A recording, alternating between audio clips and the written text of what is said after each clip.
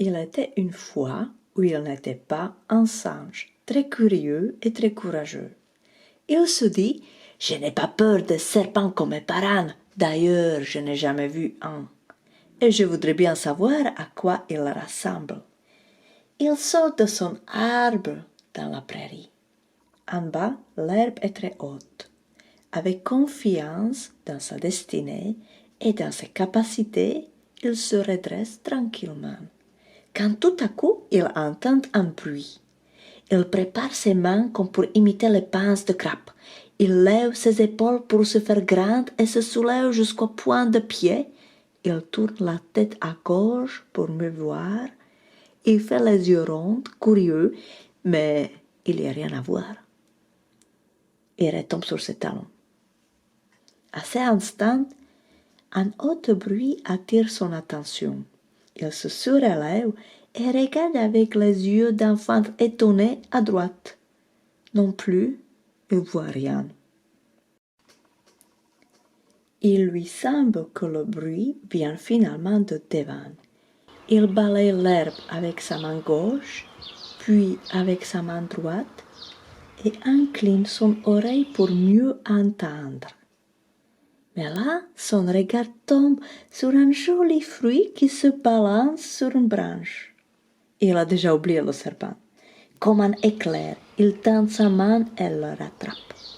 Puis il ouvre sa paume, regarde le fruit et admire. Et il le mange. Ah, le bruit revient. Il rebalaye l'herbe avec ses deux mains. Mais là, un autre fruit lui fait coucou de la branche. Il se tente comme un arc, cueille le fruit, l'admire et le mange.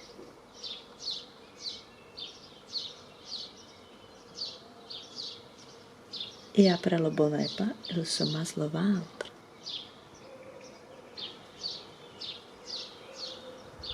Et quelle est la suite de l'histoire?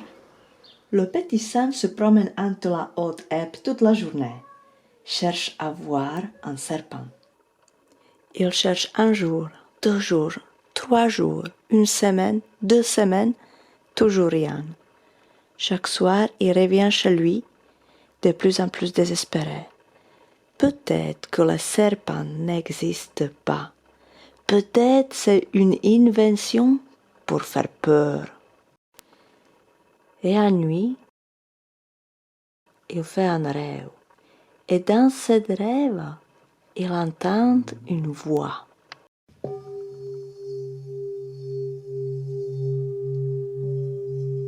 Patience, laisse les choses arriver toutes seules. Tout à son temps. Ce que tu cherches, tu trouveras quand tu ne le chercheras plus.